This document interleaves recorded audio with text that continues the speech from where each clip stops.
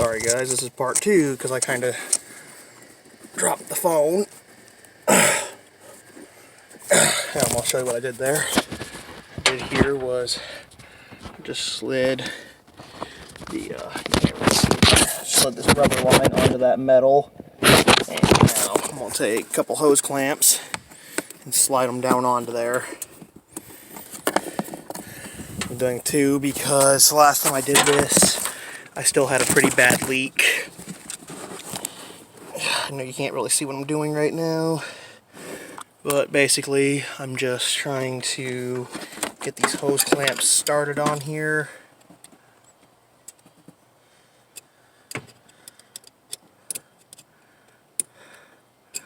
Because you can't, like I said, you cannot buy this piece already twisted and everything at the auto parts store, and I'm not going to go through a dealership and try to find a part for a 94 Jeep.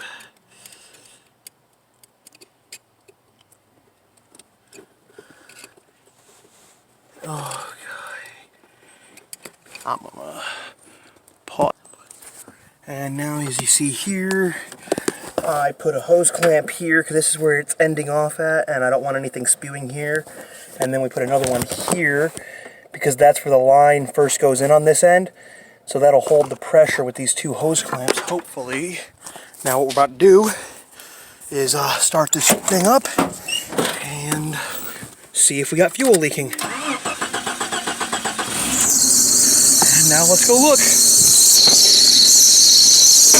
And we do. So, well, if you are still with me here, which I really appreciate you if you are, you saw it was leaking. I'm going to take a little bit of gray gasket maker and put it here on this screwdriver, and I'm going to just kind of try to make a gasket layer on the inside of this hose. I probably know a bunch of mechanics out there going, if they're still watching this, what in the world is this guy doing? You don't want that in your fuel tank. Well, you're right. So what you do is you put it on here, and then you're going to have to let it sit and dry before you want to try to run this again. Because this one right here is gas and oil resistant, so it should make a nice, good, strong seal. Because I did this once before, and we had a good, strong seal on it the last time I did this, because you can't exactly buy this exact part, as I said before. Now I'm going to kind of stick it back on here, and we got fuel pouring out. Oh, where's the line now? Well, now I seem to have lost my gas line. There it is. I'm going to stick that on there like so. Way down to here again. Well, I said we are at least.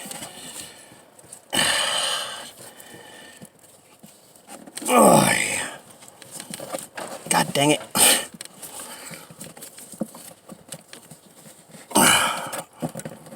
Okay.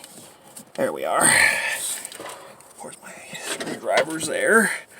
We're going to kind of try to screw this back in here. You probably can't see what I'm doing at all, but I'm just doing the same thing as before.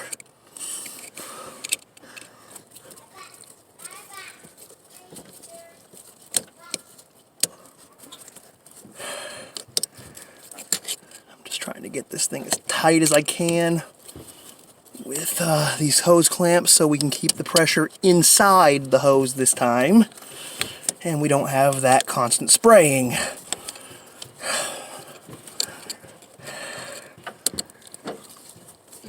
No, sir. I'm sure that you can, there's probably other ways of doing this. If you know any other ways of doing this, if you're still watching, put it down in the comments.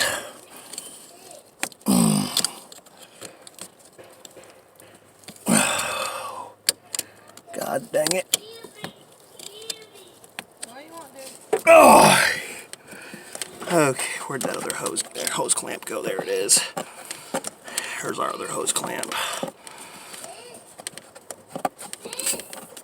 Gotta find where the metal line meets the rubber line here inside so that I can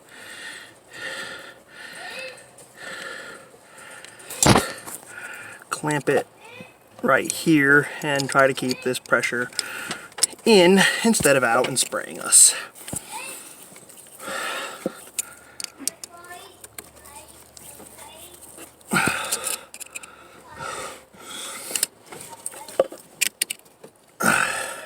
What, buddy? Come on. It's a little hot out here today too, so this gasket sealer, this gasket maker should seal pretty quickly. So I think it's about 75 degrees today.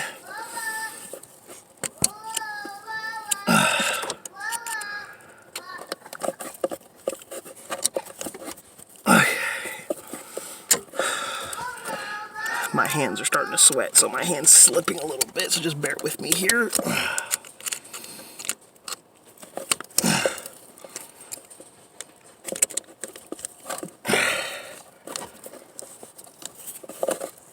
Okay, there's that. Now I'm going to take a little bit more of this gasket sealer here and put it right there on the end of the hose where they meet. Just try to stop any kind of spraying here we may have.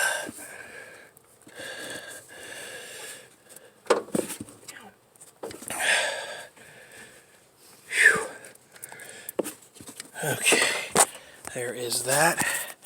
Let me see here what you can't. Now you should be able to see there what I did there. Just kind of made a mess with some gasket sealer, playing with it like putty.